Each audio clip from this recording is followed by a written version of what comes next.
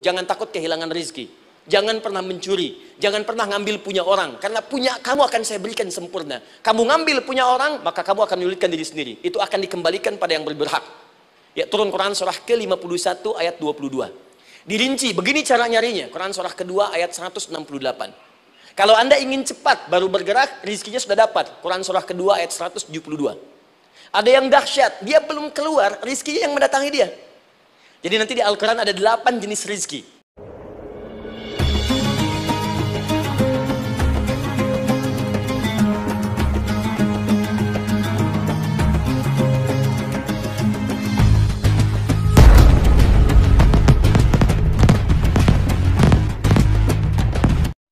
Anda berlanjut, diterangkan oleh Allah, hei, tugas suami saat mulai pertama kali menikah, maka tugas yang pertama siapkan untuk mencari nafkah. Bagaimana caranya ya Allah? Diturunkan oleh Allah. Satu, jangan takut kehilangan rezeki.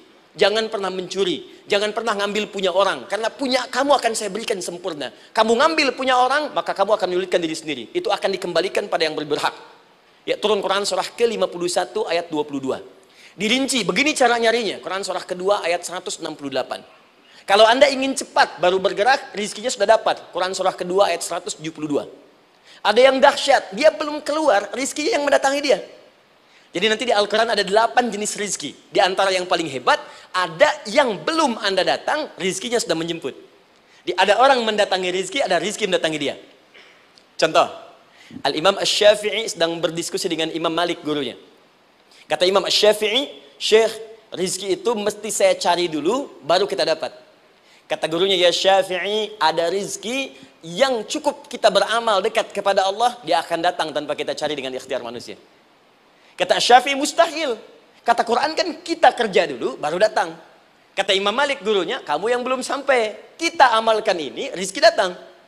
Maka berhenti sampai di situ, Imam Syafi'i pamit. Di jalan tiba-tiba, beliau mendapati ada panen anggur, Pak, Bu. Terus dipanggil sama yang punya kebun. Ya, pemuda katanya, sini. Mau bantu nggak? Kalau kamu bantu, kami berikan anggurnya. Maka beliau bantu, panen, petik. Sampai setelah selesai diberikan anggur yang besar-besar, hanum. Senyum, senang beliau. Ternyata senangnya bukan karena dapat anggur. Senangnya karena merasa pendapatnya benar. Kalau saya nggak bantu panen ini, nggak akan dapat saya anggur. Cuma karena saya bantu, saya diberi ini. Maka rasa senangnya inilah dibawa kemudian kepada gurunya, ingin laporan. Tapi perhatikan adabnya. Dia tidak mengatakan, guru, nih saya benar. Kalau saya nggak ikut panen, nggak dapat saya ini. Perhatikan kalimat Asy-Syafi'i. Guru, tadi saya di jalan, dipanggil oleh pemilik kebun, ikut panen anggur. Begitu saya bantu, saya diberikan anggur ini. Beliau tekankan dengan kalimat yang kencang pada kalimat, begitu saya bantu, saya dapat anggur ini. Imam Malik tersenyum mengatakan, Masya Allah Syafi'i, luar biasa. Ini siang begitu panasnya, tadi saya mau keluar ngajar, terfikir di benak saya, Allah, kalau ada anggur yang besar-besar, enak rasanya. Tiba-tiba kamu datang bawa anggur. Di Imam Syafi'i kerja dapat sesuatu, Imam Malik terfikir sesuatu, datang rezeki. Itu ada di Quran surah ke-7, teman-teman, ayat ke-96, paling kanan sebelah atas di mushafnya. Baik, teruskan dulu. Ya, Anda dalam mencari kerja, ingat, kalau Allah yang sampaikan pasti terjadi. Jangan dikira mudah. Kata Allah akan ada persaingan, akan ada kadang-kadang singgungan, akan ada tantangan, maka mulai petakan tantangan apa yang akan Anda lalui saat Anda mulai mencari nafkah itu. Maka turun Quran surah kedua ayat 214, paling kanan sebelah bawah. Am hasibtum an tadkhulul jannata. Hei, apa kamu mudah begitu saja mengira akan sukses dalam pekerjaanmu? Bahkan bisa diartikan surga, ingin masuk surga. Walamma ya'tikum mathalul ladzina khalau min qablikum. Sebelum engkau diuji seperti orang sukses dulu pernah sukses. Lihat mereka. Enggak ada orang sukses yang instan. Cuman balikan telapak tangan dapat, tidak. Kata Allah, lihat orang-orang dulu. Lihat orang-orang hebat dulu, bagaimana mereka bisa kaya, bisa sukses, bisa punya posisi. Masat umul ba'sa, petakan olehmu tantangan apa yang akan dihadapi saat engkau bekerja itu. Satu, kata Allah, ba'sun, ada yang ringan. Ya, ba's. Ba'sa, jama' dari kata ba'sun. Dua, dara'. Dia sudah menengah, jama' dari kata durun. Tiga, zilzal, ini yang paling tinggi puncaknya. Jadi kalau Anda sudah mendapatkan ini, yakinlah, berarti Anda akan mendapatkan posisi yang tinggi. Karena mustahil orang besar diuji dengan ujian yang kecil. Zilzal, ini bagian ketiga. Ba'sa, ba'sun, mulai. Kira-kira tantangan-tantangan ringan apa saja yang akan Anda hadapi? Ya, kalau saya contohkan misalnya dengan contoh yang lain singkat, Anda mau ke masjid, ingin konsisten, mulai hijrah, ingin dekat dengan Allah, tiba-tiba yang tadinya nggak mau ke masjid, mulai ke masjid, diuji dengan hujan. Hujan kecil, rintik-rintik, shower. Begitu hujan, orang Arab mengatakan kalau hujannya bisa lewat tanpa payung pun, orang Arab mengatakan la ba'sa. La ba'sa ini ringan. Orang kita sambungin, labas. Dari bahasa Arab, lewat. Nah, jadi kalau Anda mau berangkat nih, siap bekerja, siap hadapi tantangan. Baru mau lewat hujan kecil, berarti itu tantangan kecil kita lewati. Macet, petakan, cari jalan yang kemudian sempurna, jalan yang kosong, buka Google-nya, buka Waze-nya, buka map-nya, cari. Jadi kalau pada yang kecil aja belum kita lewati, bagaimana mendapatkan yang besar? Anda mau ke masjid, dikasih hujan kecil. Mau berangkat gak jadi. Papa, kenapa gak jadi? Hujan mah, kan ada payung. Takut riak. Tuh. Setelah itu darwa. Maaf, tantangan fisik. Kadang-kadang mulai ke fisik. Mulai mengganggu. Ya, maaf, dirincikan kemudian oleh Al-Quran. Turun Quran surah ke-21.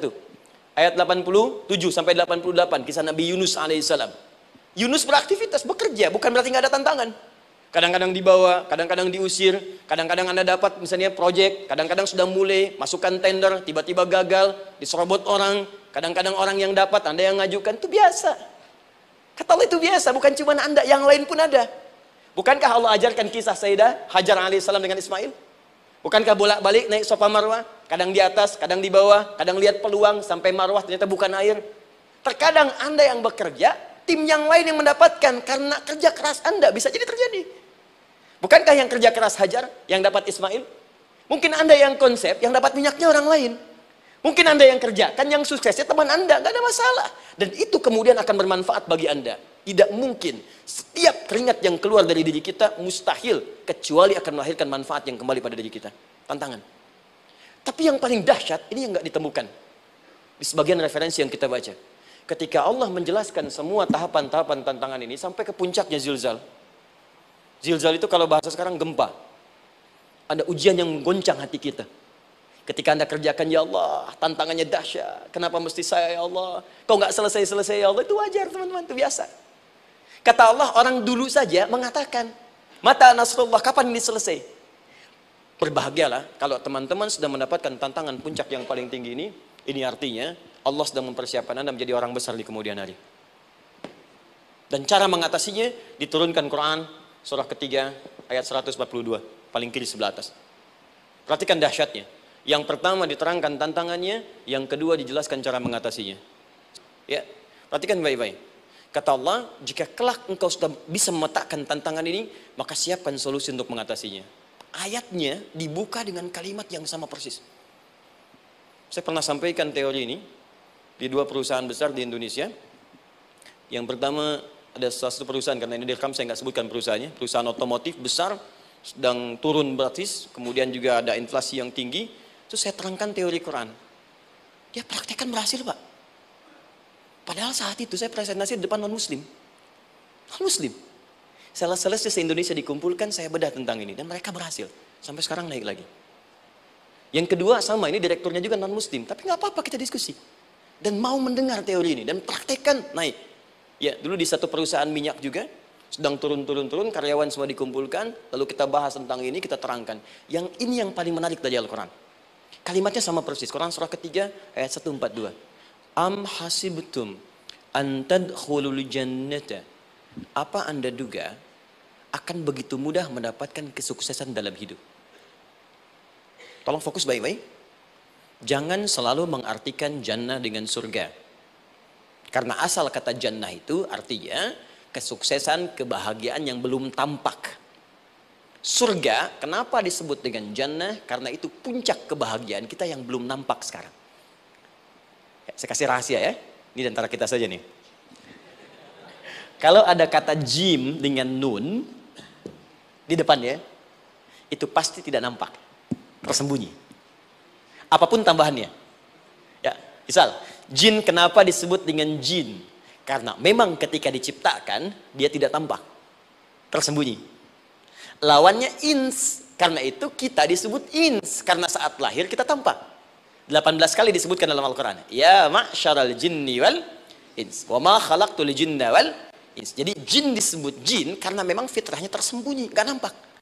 Jadi kalau ada jin melakukan penampakan, itu jin sedang kena masalah. Sedang keluar dari fitrah.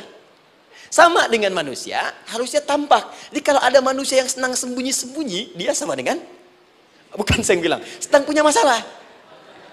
Ke kantor, sembunyi-sembunyi, hati-hati Pak Alfian tuh. Biasa ada pintu depan, masuk pintu belakang. Suami di rumah, buka WA, sembunyi-sembunyi, Bu hati-hati tuh. Pulang lewat pintu belakang, berarti sedang punya persoalan dalam hidup. Setiap ada jim dengan nun, pasti tersembunyi. Ibu punya janin, rahim, dalam rahim ada janin. Kenapa disebut dengan janin? Jim, nun, ya, nun. Karena sosok itu belum nampak dalam pandangan kita. Nanti kalau sudah lahir, baru tampak. Jannah, kenapa disebut jannah? Karena belum tampak dalam pandangan kita, nanti kelihatan. Karena itu dalam Al-Quran, kata jannah itu tidak dikhususkan dengan surga. Tidak dikhususkan dengan surga. Kadang-kadang menunjuk aspek kesuksesan yang belum tampak. Anda mau ngebor minyak, minyaknya belum tampak. Belum kelihatan. Anda mau kerja, ya hasilnya kan belum tampak. Baru ikhtiar sekarang. Karena itu orang Arab disebut kaya, kalau mereka mendapatkan kebun yang tak tampak sebelumnya. Kebun anggur, bukan kurma, kalau kurma banyak. Kebun anggur, ada apel, ada jeruk, sampingnya ada sungai-sungai, disebut dengan jannah. Ya, kalau punya unta, nggak kaya di Arab, biasa. Karena yang kelihatan padang pasir, unta, hitam, merah biasa. Tapi kalau sudah punya kebun, kebun anggur yang sulit di padang pasir ada kebun, itu baru disebut kaya. Karena itu orang Arab kadang mengartikan jannah dengan aspek kesuksesan yang belum tampak. Diartikan dengan kebun anggur, kebun apel, dan macam-macamnya. Perhatikan, am hasibtum an tadkhulul jannah. Apa Anda duga ingin sukses itu begitu mudah? Sukses jadi tidak. Walamma ya'lamillahu alladhina jahadu minkum wa ya'lamas sabirin. Perhatikan baik-baik. Sebelum Allah memastikan pada diri Anda, terdapat dua hal yang paling utama untuk mengatasi tantangan tadi. Satu, jahadu. Kesungguhan. Serius. Jadi kalau mau sukses, mesti serius. Kerja serius. Cintai pekerjaan Anda. Ya, belajar anak-anak serius. Pastikan belajar dengan serius. Jangan cuma anak-anak duduk paling belakang, nggak pernah nanya, kadang ngantuk, pulang, ujian, besoknya mau ujian, baru belajar. Ya, sistem SKS, sistem kebut. Ya, kadang-kadang sejam, Bu, Pak. Ya, saya pernah ada orang di luar ngadu waktu di Libya, Ustadz, gimana ini orang Indonesia? Kenapa? Saya belajar 3 bulan, besok mau ujian. Teman antum orang Indonesia pinjam catatan saya, baru semalam, dia dapat 8, saya 7,5. Saya bilang, Anda belum tahu sistem SKS tuh. Baik, ya. Tapi itu bukan solusi. Begitu ujian selesai, ilmu lupa. Itu poinnya.